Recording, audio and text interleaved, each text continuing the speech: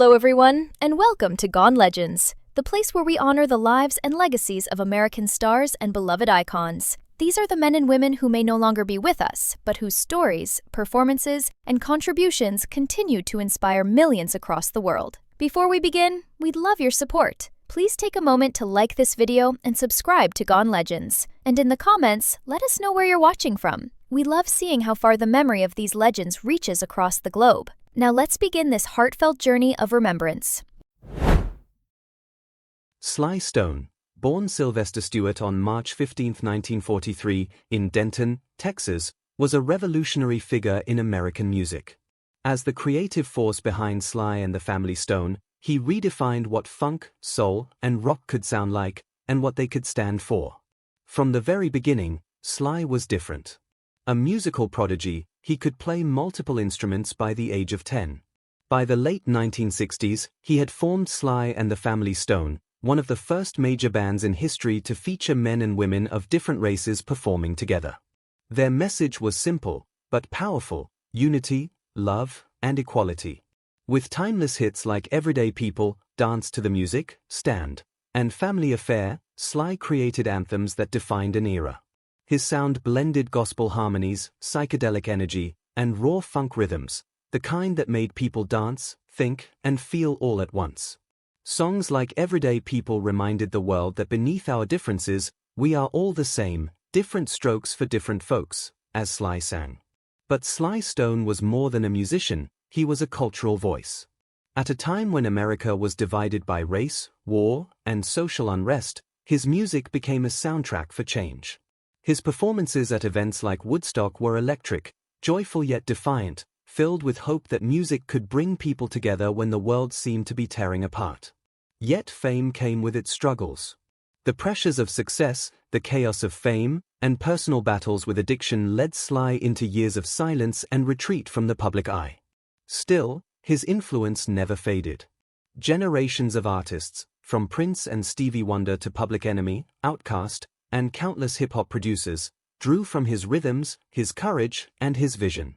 On June 9, 2025, Sly Stone passed away at the age of 82. Though his life had its share of highs and lows, his artistic legacy remains untouchable. He changed the way music sounded, looked, and felt.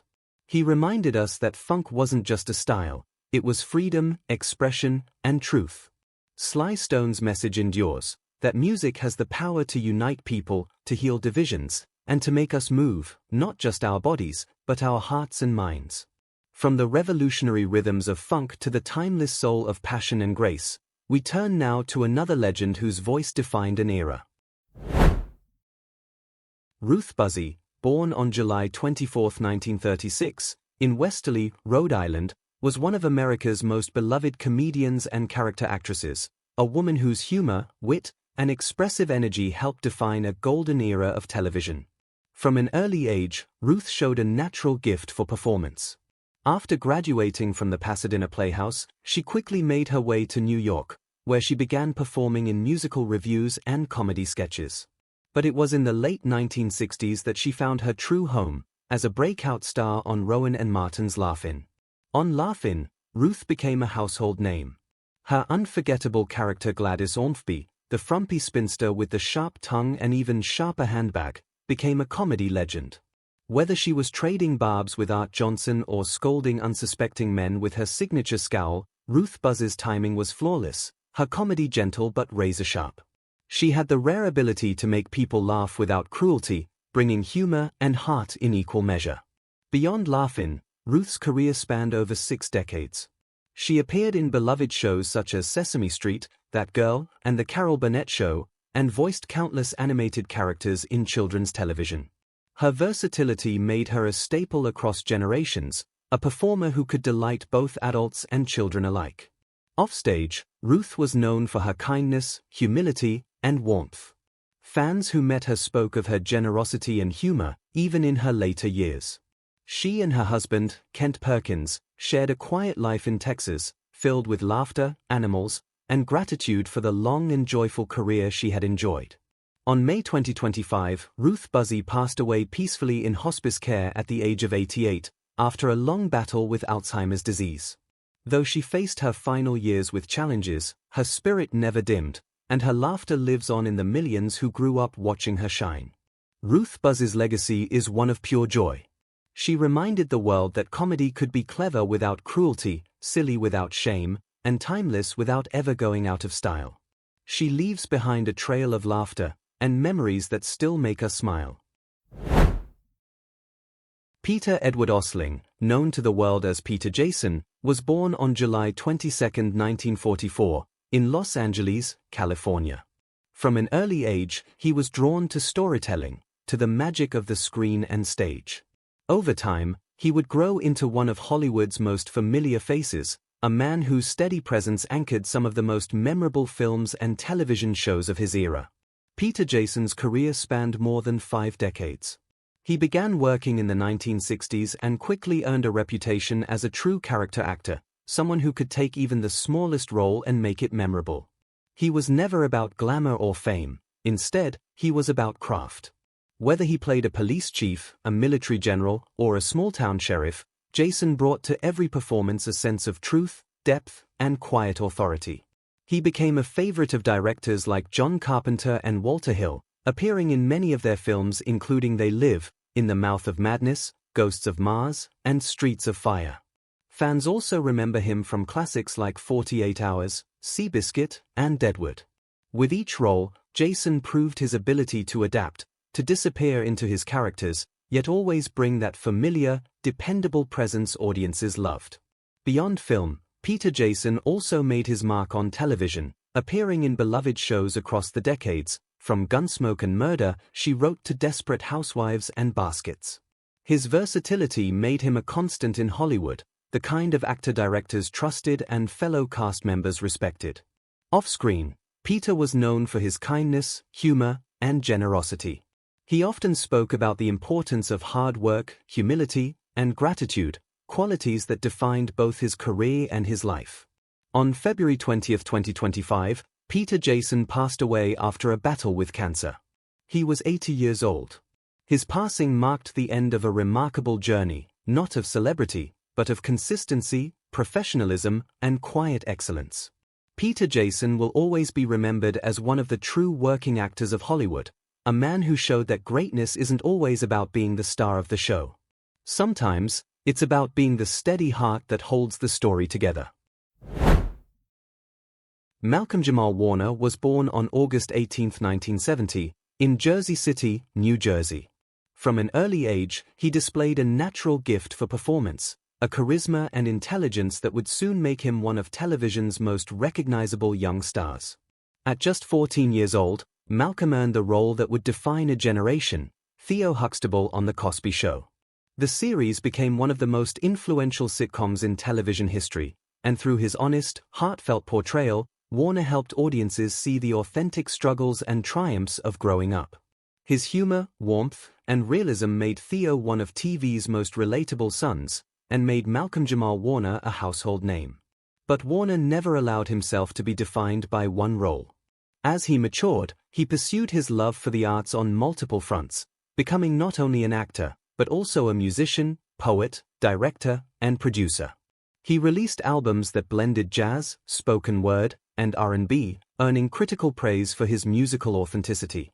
His voice carried the same sincerity that made his acting resonate, honest, soulful, and deeply human. Throughout his career, Warner continued to take on diverse and challenging roles. From Malcolm and Eddie to Sons of Anarchy, from The Resident to Major Crimes, he proved his versatility time and again. He earned a Grammy Award in 2015 for his work on Robert Glasper's Jesus Children, showing that his artistry extended well beyond the screen. Off-camera, Warner was known for his thoughtfulness, humility, and advocacy. He often spoke about the importance of representation in media and the responsibility that comes with influence.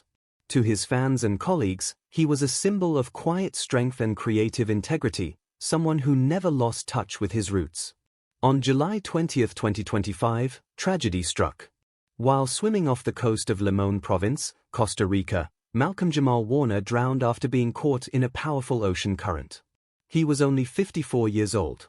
News of his passing sent shockwaves through Hollywood and around the world.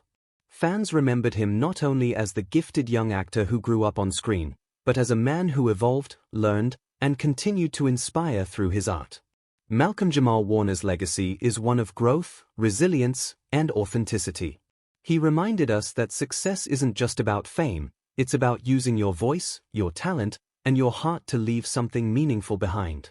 From his early days as Theo to his powerful work as an adult artist, Warner's journey stands as a testament to creativity, compassion, and quiet brilliance.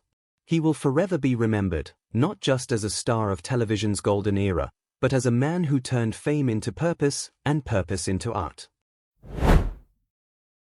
Floyd Levine, born on February 23, 1932, in New York City, was one of those familiar faces that audiences instantly recognized, even if they didn't always know his name. A consummate character actor, Levine built a long and steady career over more than 4 decades, becoming a trusted presence in both television and film. From the late 1960s through the early 2000s, Floyd appeared in an extraordinary range of productions. On television, he brought depth and realism to guest roles in some of America's most beloved series, including Heart to Heart, The Dukes of Hazzard, Charlie's Angels, Hill Street Blues, and Murder, She Wrote. His characters might have been small on paper, but Levine's natural presence made them memorable. He had that rare ability to make even a few minutes on screen feel significant. In film, Floyd Levine's work was equally diverse. He appeared in crime dramas, comedies, and thrillers, often portraying detectives, doctors, or everyday men caught in extraordinary circumstances. Directors valued him for his professionalism, subtlety, and his gift for grounding any scene in authenticity. He wasn't the loudest voice in the room, but he made every line count.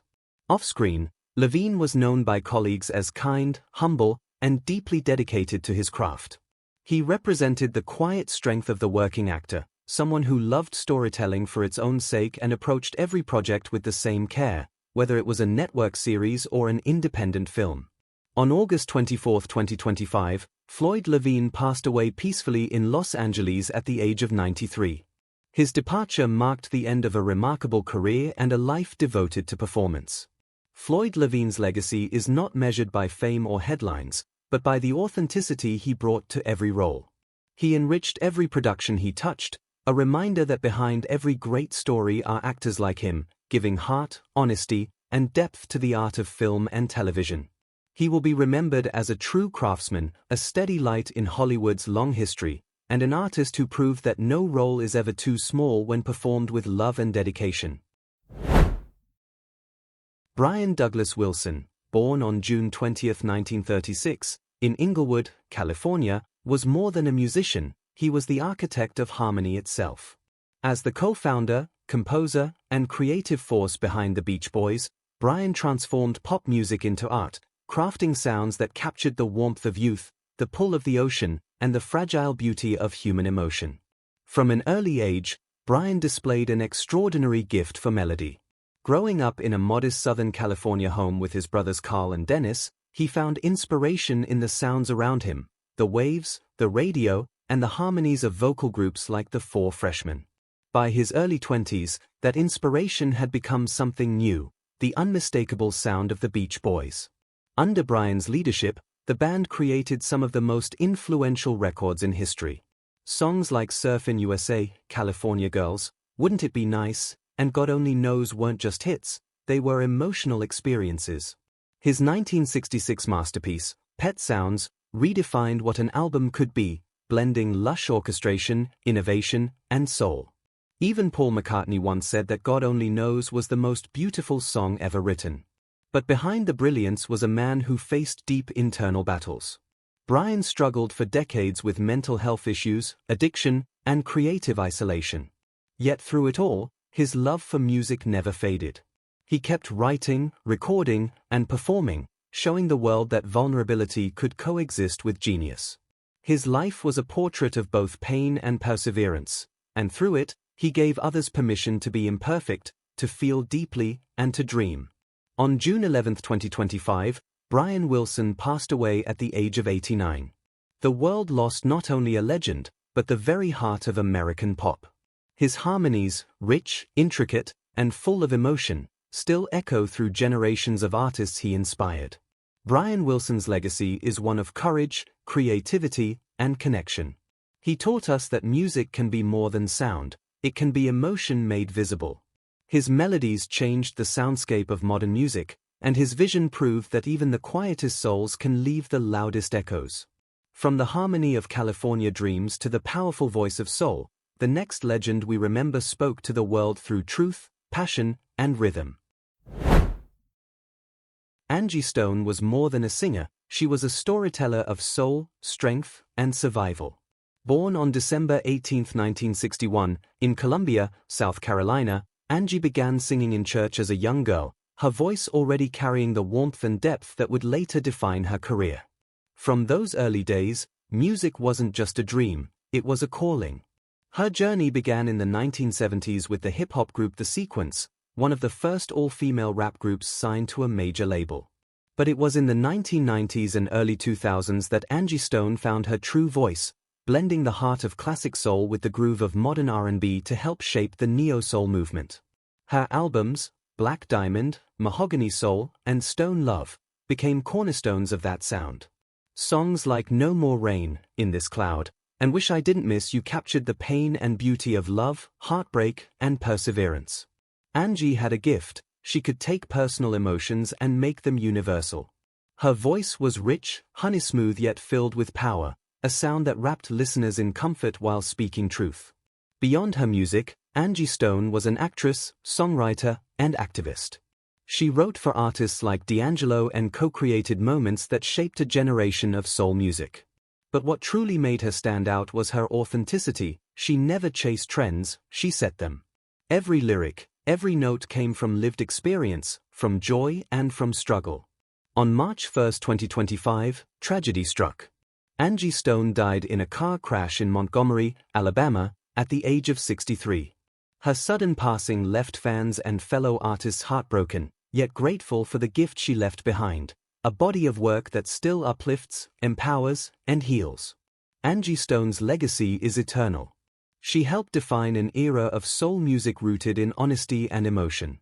She showed that music could be deeply personal and still speak to everyone, that vulnerability was not weakness, but strength. Today, her songs remain timeless reminders of love, resilience, and the beauty of the human voice. Angie Stone will forever be remembered as a queen of soul, a woman whose music carried generations and whose spirit continues to inspire new ones. His name is Christopher Julius Rock, known to the world simply as Chris Rock. Born on February 7, 1965, in Andrews, South Carolina, and raised in Brooklyn, New York, Chris Rock is more than a comedian, he's a voice. A mirror. A man who used laughter to cut through pain, prejudice, and silence. His career is not just about jokes. It's about survival. It's about speaking truth when others are afraid. It's about transforming trauma into triumph. Chris Rock came from humble beginnings, far from the glitz and lights of Hollywood. His story begins in a small neighborhood where dreams were fragile, laughter was an escape, and every day felt like a fight for dignity. In his words, "Comedy saved my life." But before the fame, before the laughter, before the sold-out arenas and roaring applause, there was a boy who felt invisible. Chris grew up as the eldest of 7 children in a tight-knit but struggling family. His father, Julius Rock, drove trucks and delivered newspapers to support them. His mother, Rosalie, worked as a teacher and social worker, juggling jobs to keep food on the table. They weren't rich, but they were proud, building their family on hard work and faith. When Chris was still a young boy, the family moved to the working-class neighborhood of Bedford-Stuyvesant in Brooklyn, New York. It was the late 1960s, a time when racial tensions still burned across America. In that environment, Chris experienced things no child should endure. He was small, quiet, and different, easy prey for bullies. Every day on the way to school, he was taunted and beaten, sometimes by white classmates, sometimes by older kids who saw him as weak. He would come home bruised, humiliated, and confused by a world that seemed determined to break him. Those experiences left deep scars. Years later, he would say that the bullying shaped everything, his outlook, his humor, even his understanding of human behavior. But rather than turn bitter, Chris began to see life differently. He saw hypocrisy. He saw injustice. He saw pain. And through those eyes, he began to find something extraordinary: the power of observation, the power of truth, the power of making people laugh. It started small: jokes at the dinner table, funny impressions to make his family smile, quick comebacks to diffuse tension. But in those little moments, something powerful was forming, the voice that would one day define American comedy. Chris Rock didn't just want to make people laugh, he wanted to make them think. He wanted to speak the truth in a world that often tried to silence it. That desire, that spark, would carry him from the rough streets of Brooklyn to the biggest stages on earth. Every great artist is forged in the fire of experience, and for Chris Rock, that fire was lit long before he ever stood on a stage. His early life was not one of privilege or comfort. It was a daily test of patience, survival, and endurance, a preparation for the strength and sharpness that would later define him. Chris Rock's story begins not in laughter, but in silence. He was the oldest boy in a large, working-class family, growing up under the roof of two people who valued hard work above everything else. His mother, Rosalie Rock, was a pillar of compassion and discipline. She worked multiple jobs, as a teacher, a social worker, and later as a motivational speaker, instilling in her children the belief that they could rise above their circumstances. His father, Julius Rock, was a truck driver and newspaper delivery man, the kind of man who woke up before dawn and didn't stop moving until long after sunset. Julius was tough, direct, and determined to give his family what he never had. But their home, filled with love, stood in a world that wasn't always kind. When Chris was still very young, the family moved to Bedford-Stuyvesant, a predominantly black neighborhood in Brooklyn, New York. To give his son a better education, Julius made the difficult decision to bus Chris to schools in predominantly white neighborhoods. It was meant to be an opportunity, but it became one of the hardest chapters of his life. Every day, Chris boarded that school bus and entered a world where he didn't belong. He was one of the only black students in his school, surrounded by classmates who often treated him like an outsider. He was small for his age, shy, and sensitive. That made him an easy target for bullies, and the bullying wasn't mild. It was relentless, physical, and cruel. Years later, Chris would reveal how deep the wounds went. He was beaten up, called racial slurs, and even spat on by his peers. He described it as every day being a fight for survival. The trauma was lasting. In his adult years, he would admit to undergoing therapy and even confronting PTSD triggered by those childhood experiences. But in that pain, something remarkable began to take root, a kind of defiant strength. Instead of letting anger consume him, Chris started watching. He studied people, their hypocrisy, their tone, their contradictions. He noticed how adults talked about equality but practiced prejudice. He saw how authority could be both ridiculous and cruel. Those observations became his armor. They became the foundation of the sharp, satirical lens that would later define his comedy. Comedy didn't come to Chris as an escape from pain, it came as a response to it. It became his way of reclaiming power in a world that constantly tried to take it away. At home, the Rock household was strict but loving. His parents taught their children about responsibility and pride. Chris wasn't the only one with ambition. His siblings would go on to find their own success. His brothers, including Tony Rock and Kenny Rock, would also enter entertainment, following in his footsteps, inspired by his perseverance. But the greatest influence remained his parents, especially Julius, whose death in 1988 from an ulcer and surgery complications would devastate Chris. He often says his father's death was the most defining loss of his life. Yet even in grief, Julius's lessons lived on: the value of hard work, the power of standing your ground, and the refusal to let anyone tell you who you are. By the time Chris was in his teens, he had already developed a worldview that combined realism and irony. He had learned that people could be cruel, that the world was unfair, but he had also learned that he could fight back with words. He once said, "I don't think I would have been as funny if I didn't grow up in a rough situation." You learn to read a room when your safety depends on it. That instinct, that ability to read the room, would later make him one of the sharpest minds in comedy. Through bullying, through racism, through loss, Chris Rock found clarity. He discovered that the only thing more powerful than pain was perspective. And with that, he was ready to transform pain into purpose. Because soon, in the crowded comedy clubs of New York City, a young man named Chris Rock was about to step onto a stage for the first time and change everything. By his teenage years, Chris Rock had already faced more than most men twice his age. He'd been beaten down, humiliated, and pushed to the margins. But out of that hardship, something powerful began to grow, a sense of rhythm, timing, and truth that would become his gift to the world. Comedy didn't just find Chris Rock. He fought for it. At first, it was simple, making people laugh to survive. In school, when things got tense, Chris learned to disarm bullies with humor. A sharp comeback could be his shield. A well-timed joke could be his escape. That realization, that laughter could give him power, changed everything. In his late teens, Chris began to perform at small comedy clubs around New York City. These were not glamorous venues. They were dim, smoky rooms where crowds were harsh, restless, and brutally honest. One of the first places he performed was the legendary Catch a Rising Star, a small Manhattan club that had launched the careers of legends like Robin Williams and Jerry Seinfeld. Chris would take the stage in worn-out clothes, nervous but fearless, clutching the microphone like a lifeline. He didn't have the polish of older comedians, but he had something they didn't: raw truth.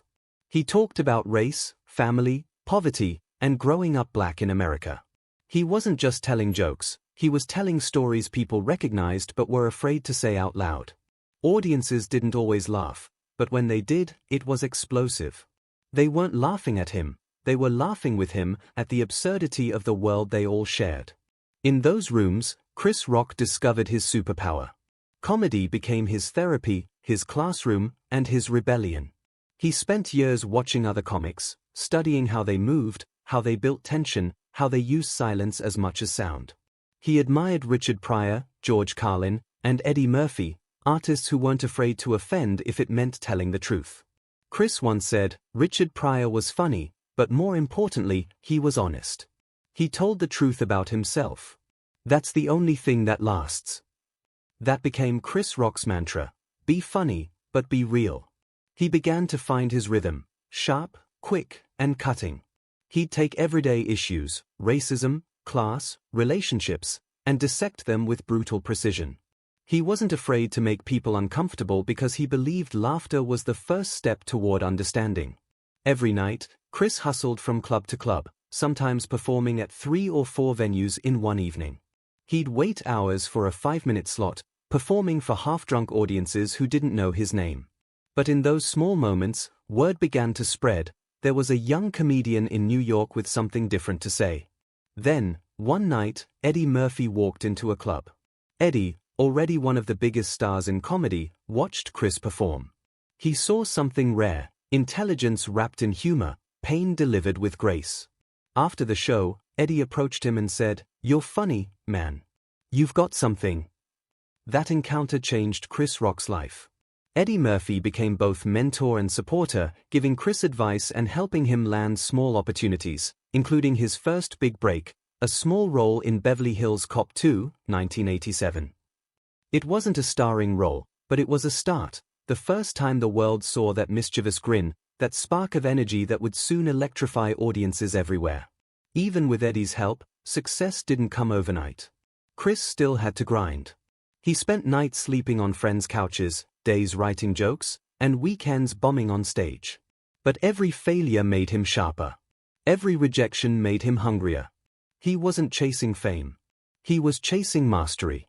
He knew comedy wasn't about being liked, it was about being heard. So he kept pushing, kept performing, kept refining his craft. His humor became more fearless, more observational, more universal.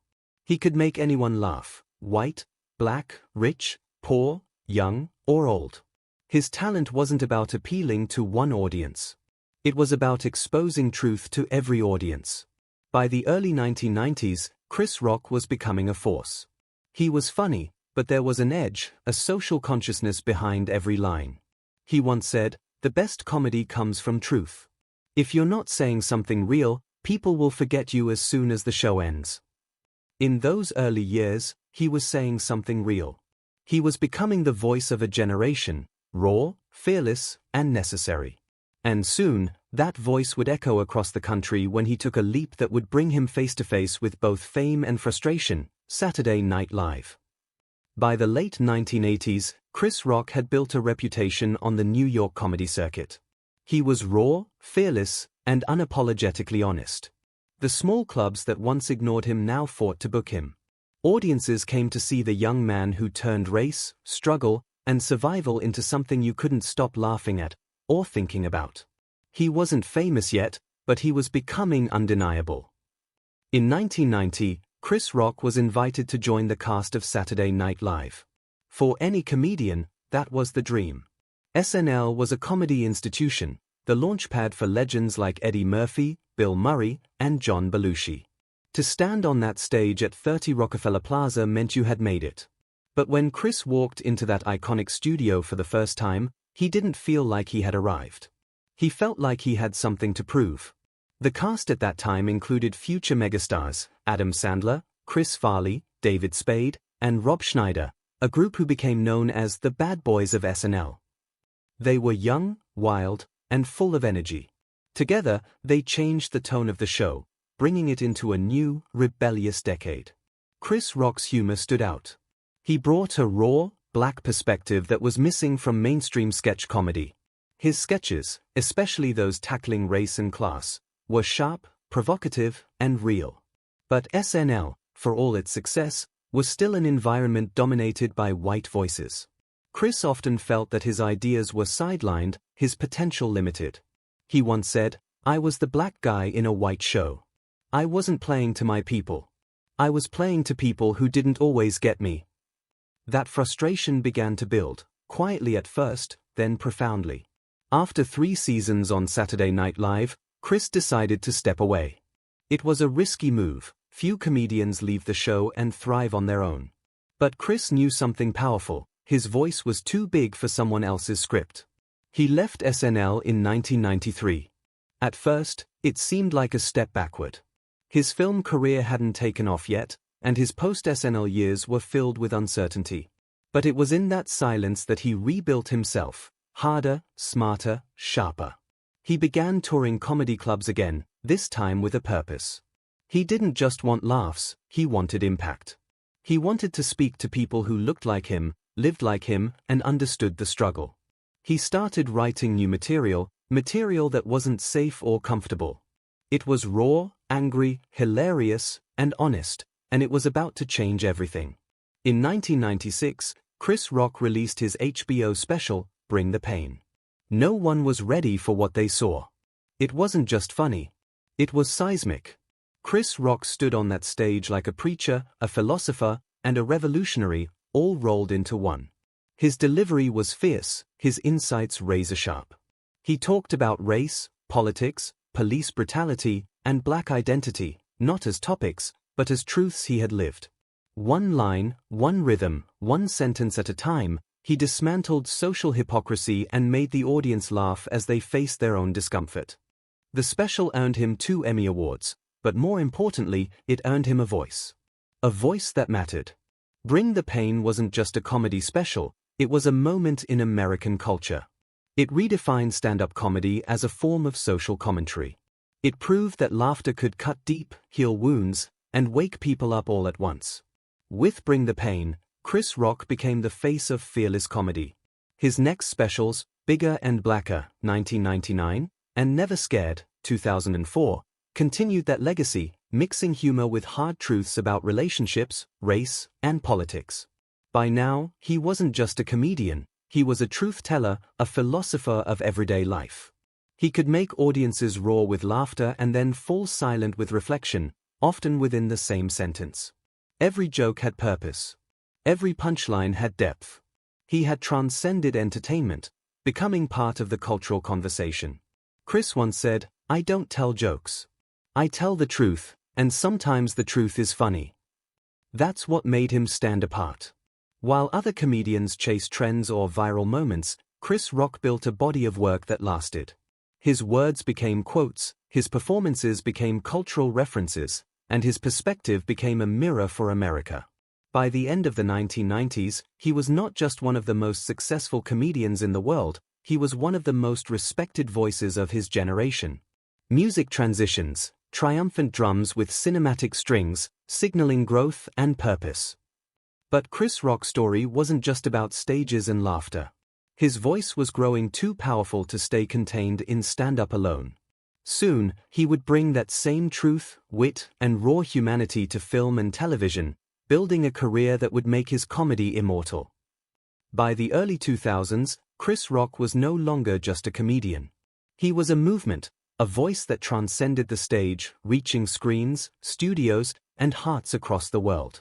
His comedy had changed the conversation. His mind had reshaped how audiences saw race, class, and truth in America. And now, his next chapter would prove that he could do far more than make people laugh, he could make them feel. After his breakthrough in stand-up, Chris began to land more roles in Hollywood. But unlike many comedians who fade when they move to film, Chris brought something deeper: authenticity. He appeared in a string of successful films that showcased both his humor and intelligence. In Lethal Weapon 4, 1998, he played Detective Lee Butters alongside Mel Gibson and Danny Glover, holding his own in one of the biggest franchises of its time. In Dogma, 1999, directed by Kevin Smith, Chris portrayed Rufus, the forgotten 13th Apostle, a performance that balanced humor and sharp satire about religion, race, and belief. Then came Down to Earth, 2001, where he starred as a struggling comedian given a second chance at life, a film that, beneath its laughs, mirrored his own real-life determination to rise again and again. But Chris didn't stop at acting. He wrote, produced, and directed his own films, determined to tell stories his way, unfiltered, authentic, and full of truth. In 2003, Chris wrote, directed, and starred in Head of State, a political comedy about an ordinary man who becomes the first black president of the United States. The movie was both hilarious and prophetic. Years before Barack Obama's election, Chris was already exploring themes of race, leadership, and representation through humor. Then came I Think I Love My Wife, 2007, a mature, introspective romantic comedy that explored fidelity, desire, and the struggles of marriage. It showed a more reflective, vulnerable side of Chris Rock, the thinker behind the laughter. With every project, he proved that his art wasn't about shock value, it was about honesty. But perhaps Chris Rock's most beloved creation came in the form of a television series that captured his childhood with both humor and heart. In 2005, he created, co-wrote, and narrated the hit sitcom Everybody Hates Chris, a semi-autobiographical story based on his teenage years growing up in Brooklyn. The show depicted the daily struggles of a young Chris navigating racism, poverty, and bullying, while balancing the love and chaos of his family. His narration, full of wit, wisdom, and empathy, made it more than a comedy. It became a universal story about perseverance and family. Everybody Hates Chris ran for 4 seasons, 2005 to 2009, earning multiple Emmy and Golden Globe nominations. Critics praised it for its authenticity and heart, while audiences around the world found it deeply relatable. For many fans, it was the first time they saw their own lives reflected on screen, the exhaustion of hardworking parents, the sting of being misunderstood, and the humor that keeps you alive through it all. The show remains one of the most culturally important sitcoms of the 2000s, proof that laughter, when born from truth, can heal. While his work in film and television soared, Chris continued to dominate the stand-up world. His HBO specials, Bigger and Blacker, Never Scared, Kill the Messenger, and later Tambourine, 2018, became cultural milestones. Each one explored a different phase of his life. In Bigger and Blacker, he dissected politics and pop culture with fiery energy. In Never Scared, he turned his lens toward family, relationships, and hypocrisy. In Tambourine, he spoke candidly about divorce, fatherhood, and emotional maturity, showing vulnerability rarely seen in his earlier work. His voice evolved with time, from anger to introspection, from rebellion to reflection. That's the mark of greatness, not just staying relevant, but growing in truth. Chris Rock's influence on modern culture is immeasurable. He redefined what comedy could be, a platform for honesty, awareness, and change. Every generation of stand-up comedians that followed, from Dave Chappelle to Kevin Hart to Trevor Noah, owes part of their courage to Chris Rock. He broke barriers, not just as a black comedian, but as a truth-teller unafraid to challenge America's conscience. He used laughter as a weapon, not to wound, but to awaken. Over the years, Chris Rock has earned 4 Emmy Awards, 3 Grammy Awards, and the Mark Twain Prize for American Humor, one of the highest honors in comedy. But beyond trophies and accolades, his true achievement lies in the conversations he started, about race, identity, equality, and self-awareness. He once said, "The truth will set you free, but first, it'll piss you off." And that's exactly what his comedy does. It provokes before it heals, disturbs before it enlightens. Chris Rock doesn't chase laughs. He chases truth. Because behind the fame, behind the power of laughter, there was still personal storms to weather. And for Chris Rock, the next chapter would bring heartbreak, loss, and a deeper understanding of what it means to be human. For all his success, his fame, and his place in the pantheon of comedy, Chris Rock is still, at his core, a man, one who has lived through heartbreak, loss, and the difficult process of confronting himself. Because behind every standing ovation, there's often a silent battle no one sees. Chris Rock has often said that comedy comes from pain, and in his life, that pain has come in many forms. After decades of grinding, success had finally brought him money, fame, and power. But those things couldn't shield him from the cracks forming in his personal life. He married Malak Compton-Rock in 1996. Together, they built a beautiful family and had 2 daughters, Lola Simone and Zura Savannah. For years, Chris was known not only as one of the world's funniest men but as a devoted husband and father. But behind closed doors, things weren't perfect. As the pressures of fame grew and touring schedules kept him away from home, their marriage began to unravel. In 2016, after nearly 20 years together, Chris and Malak divorced, a split that left him publicly exposed and privately shattered. Instead of hiding behind jokes or deflecting through humor, Chris did something rare for a celebrity of his stature: he faced his pain head-on. In interviews and in his Netflix special Tambourine, 2018, he spoke openly about his failures, his infidelity, and his emotional immaturity. He didn't paint himself as the victim. He admitted his flaws. He said, "I wasn't a good husband. I thought I could get away with anything, and I didn't appreciate what I had." That honesty, painful, raw, and real, became one of the most powerful chapters of his story. Through therapy and self-reflection, Chris began to understand himself in ways he never had before. He revealed that he had been diagnosed with nonverbal learning disorder, NVLD, a condition that makes it difficult to read social cues and nonverbal communication. For much of his life, he hadn't understood why he often felt disconnected, why relationships were hard, or why he struggled to interpret emotions in others. The diagnosis, he said, gave him clarity and peace. Instead of hiding his condition, he shared it publicly, opening a conversation about mental health, neurodiversity, and vulnerability, especially among men. That openness showed a new side of Chris Rock, not the fearless comedian on stage, but the human being learning to understand himself. Success in Hollywood can be intoxicating, but also isolating. Chris Rock once described fame as a magnifying glass. It doesn't change who you are, it just makes everything about you bigger. Every mistake, every weakness, every flaw becomes public property. He learned that lesson the hard way. The tabloid culture of the 2000s and 2010s turned his personal struggles into headlines. But instead of breaking down, he began to build himself up, quietly, steadily, with humility. He started focusing more on his daughters, his health, and his peace. He learned that laughter, while powerful, could not replace healing. He learned that sometimes, silence is strength. Chris Rock's growth became evident in his later interviews and performances. He began talking about mindfulness, forgiveness, and gratitude. He stopped chasing validation and started seeking balance. He said, "You can't be afraid to be vulnerable. If you're honest, you can survive anything." His stand-up evolved too, less about shock, more about truth. He didn't just perform jokes, he delivered lessons disguised as laughter. He became proof that growth doesn't erase pain, it transforms it. As time passed, Chris found stability again, not in fame or fortune, but in self-awareness.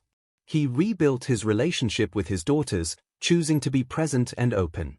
He began working on new creative projects that reflected wisdom rather than ego. His comedy, once fueled by anger and frustration, became about reflection, understanding, and grace. Chris Rock had finally become something beyond a star. He became a teacher, a philosopher, and a living testament to resilience.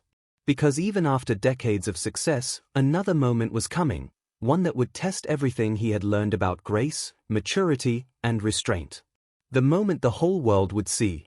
The night of the 2022 Academy Awards. On March 27, 2022, the world was watching the 94th Academy Awards, a night meant to celebrate art, creativity, and excellence in film. Chris Rock, one of the most respected comedians alive, was invited to present the Oscar for Best Documentary Feature. It was supposed to be a light, funny segment, something Chris had done countless times before. But within moments, the night took a turn no one could have predicted. As Chris joked about the evening's guests, he made a passing remark about Jada Pinkett Smith, referencing her shaved head and comparing her look to G.I. Jane. The joke, unscripted and meant as humor, instantly shifted the atmosphere in the room. Within seconds, Will Smith, one of Hollywood's most beloved figures, stood up from his seat, walked onto the stage, and struck Chris Rock across the face. The sound echoed, sharp, shocking, surreal. Billions of viewers around the world sat frozen, unsure whether it was part of the show or a horrifying reality. But it was real. For a moment, everything stopped. Chris stood there, stunned. You could see the disbelief in his eyes, not fear, but astonishment. He touched his face, steadied himself, and, incredibly, smiled.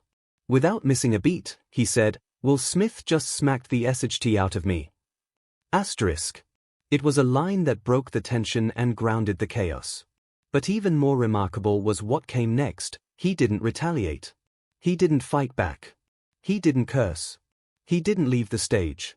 Instead, he composed himself, glanced at the audience, and said, "Wow, dude, it was a G.I. Jane joke." Then he finished his job, announcing the winner, Questlove's documentary, Summer of Soul, with professionalism and poise. It was one of the most uncomfortable moments in live television history. And yet, through it all, Chris Rock remained standing, calm, graceful, unbroken. The world exploded. Within minutes, social media erupted in debate, analysis, and outrage. Clips of the incident spread globally, generating headlines in every language. People took sides. Some defended Will Smith's actions as emotional. Others praised Chris Rock for his restraint. But in the middle of that storm stood a man who, once again, had been humiliated in front of the world, and who, once again, chose not to respond with violence. It was as though the bullied boy from Brooklyn had returned, only this time, he had learned how to master the pain. 4 days, Chris said nothing publicly. No interviews. No statements.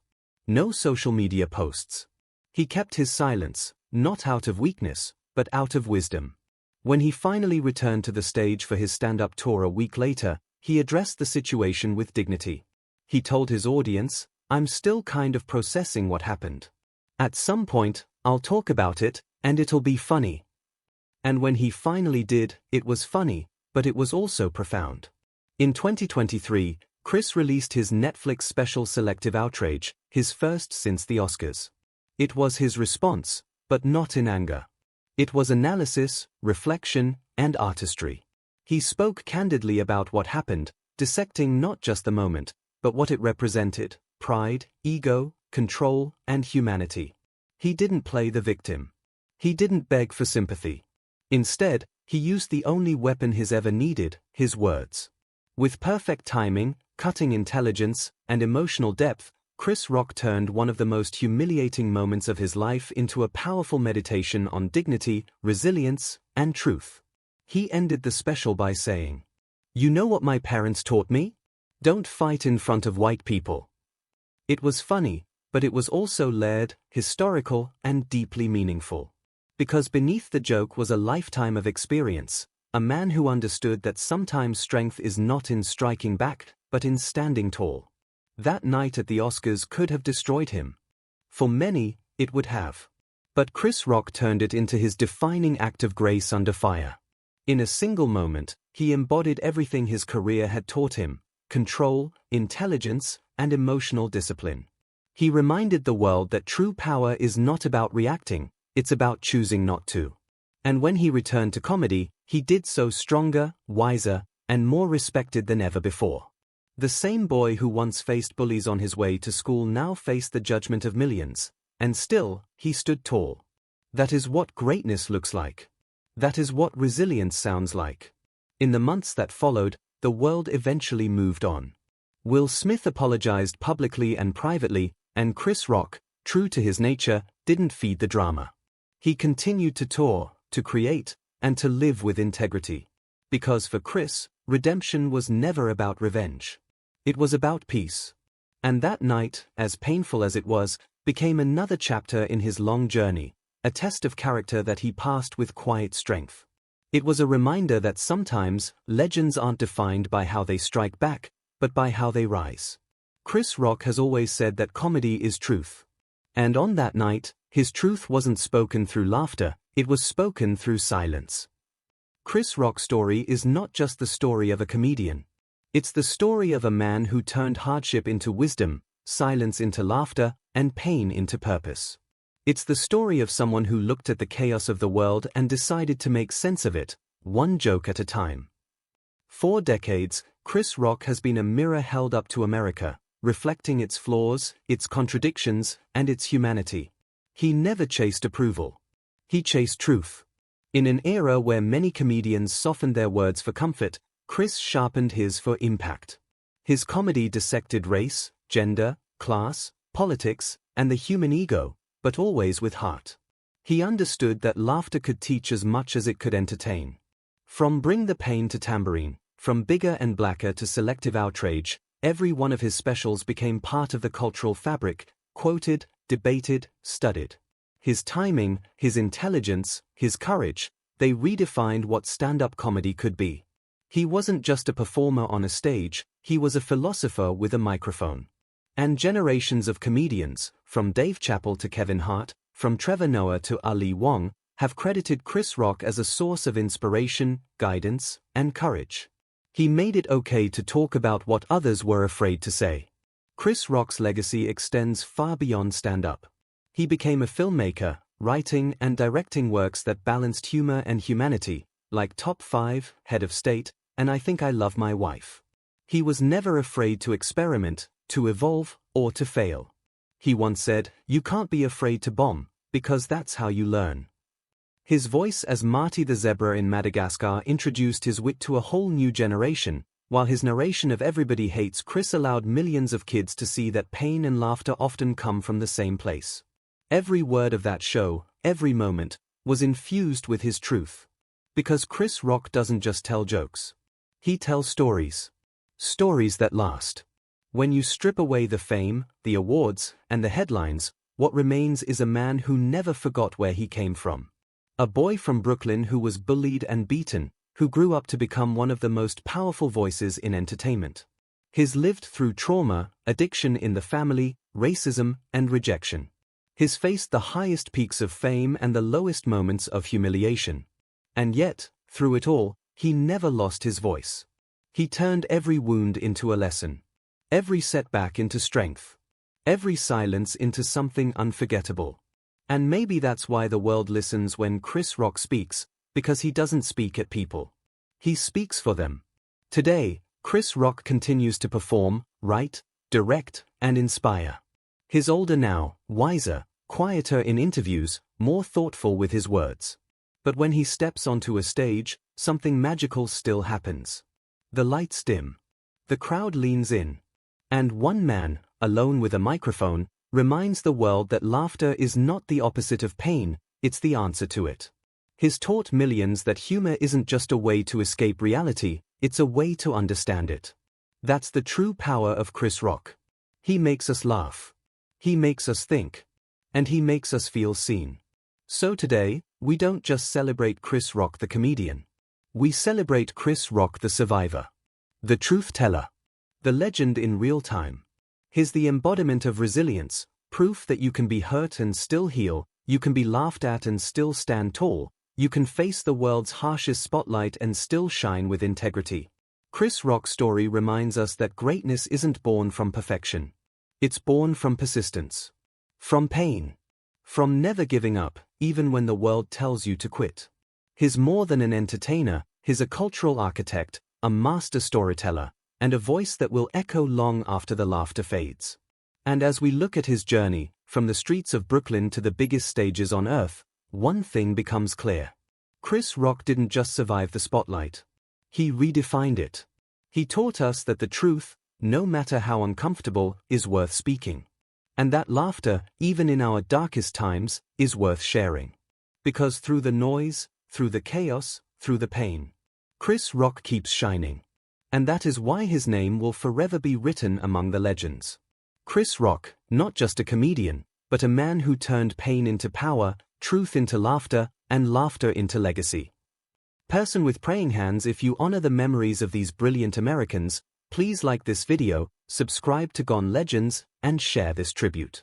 Let's keep their legacies alive together.